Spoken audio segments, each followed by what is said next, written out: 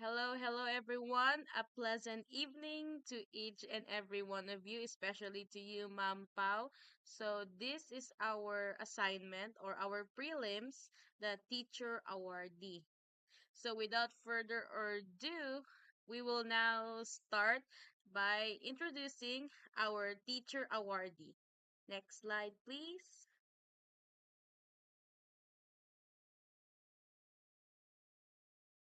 So, the first question is, who is our Teacher Awardee?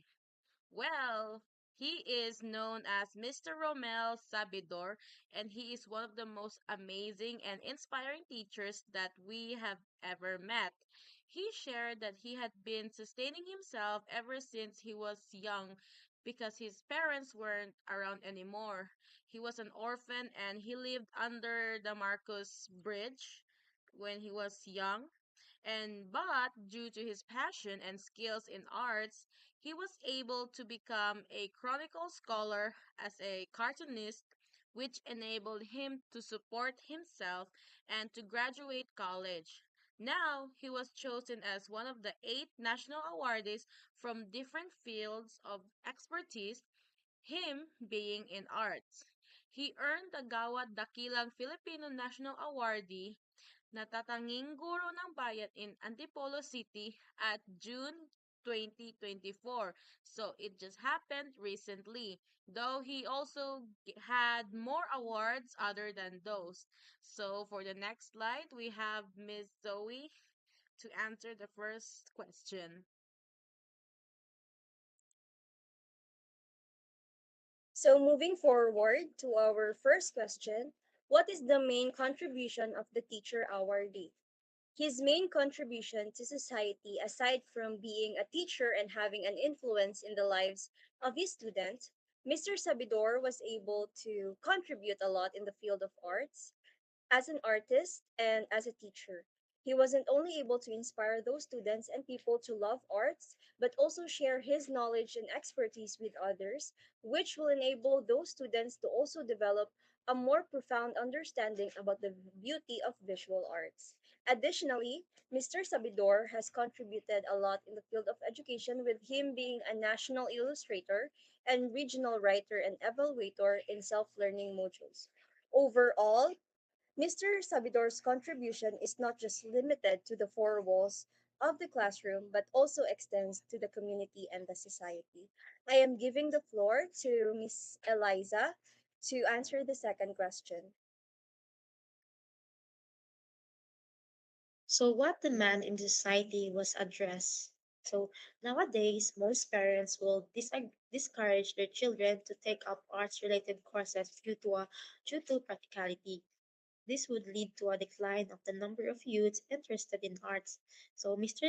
Sabidor's advocacy mainly addressed this issue. Since he was young, once he was, since he wants youngs to be addressed this issue, he influenced he influenced the youngs to love art and to be able to see the beauty of arts. This will develop children to have passion and dedication to pursue and have skills in arts, which will lead to an increase of skilled and experienced artists here in our country. So now, next question, please. Okay, thank you for that, Miss Eliza.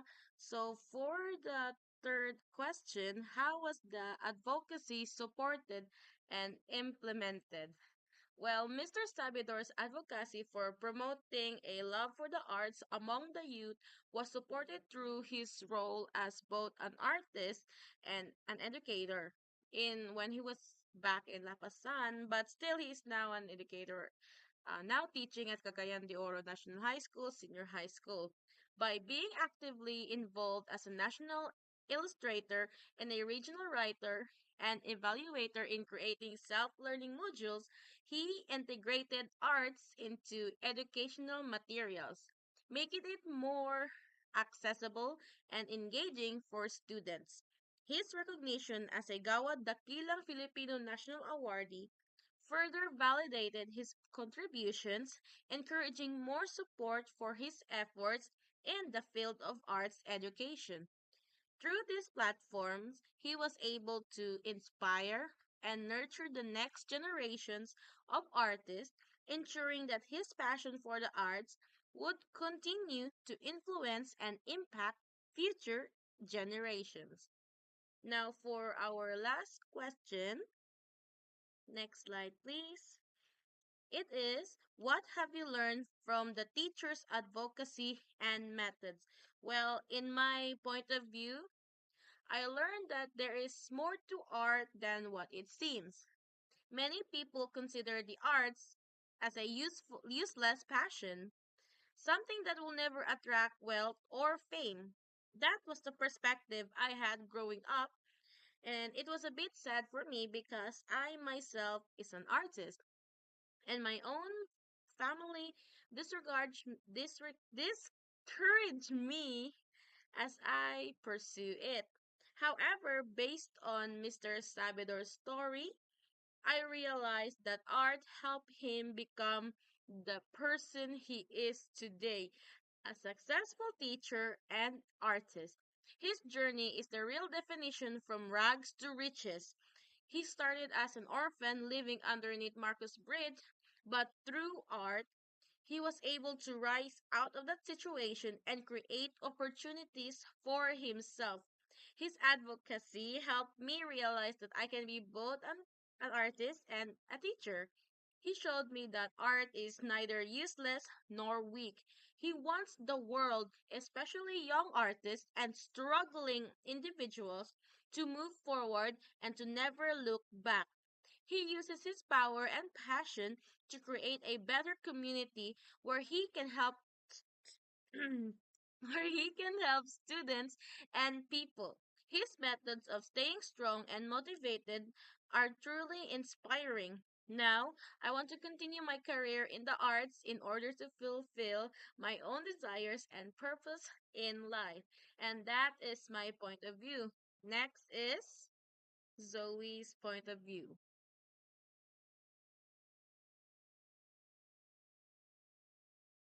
So personally, when I heard Mr. Sabidor's story about the hardships that he faced just to reach his dreams, I was amazed and motivated to also push myself despite the challenges that I will encounter.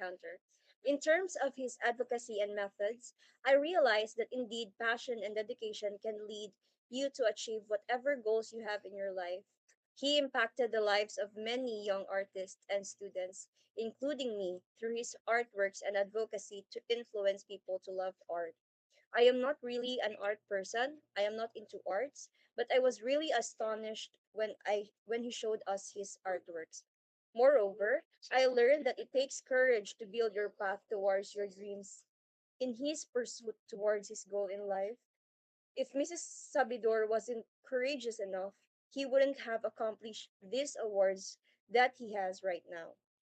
His advocacy is really helpful, especially since in this time, we always choose practicality than passion. We discourage our youth to take up programs which involves arts because it has lower income compared to other professions. However, Mr. Sabidor made me reflect that one can be an artist while also choosing a separate profession. As what they say, once an artist, always an artist. We shouldn't discourage our children to pursue arts related courses. Instead, push them to hone their skills even better because we never know. One day, they will reach their aspirations and they will be able to inspire others like Mr. Sabidor. So let's move on to another perspective or point of view, Miss Eliza's point of view. So yes, this is my perspective. From Mr. Sabidor's advocacy and methods, I learned that art has the power to change lives and build opportunities. He showed me that despite difficult circumstances, passion and dedication can help you succeed. His journey from supporting himself to becoming a national awardee inspired me to believe that I can make a difference through my own talents. Though I may not though I may not be an artist, but I can connect to him through his struggles in life, especially financially. His stories taught me to never give up and that being both an artist and a teacher means you can inspire others to find beauty and meaning in the world, just like he does. So that's all. Thank you. And that is all for our Ed 7 assignment. Thank you so much for listening and God bless.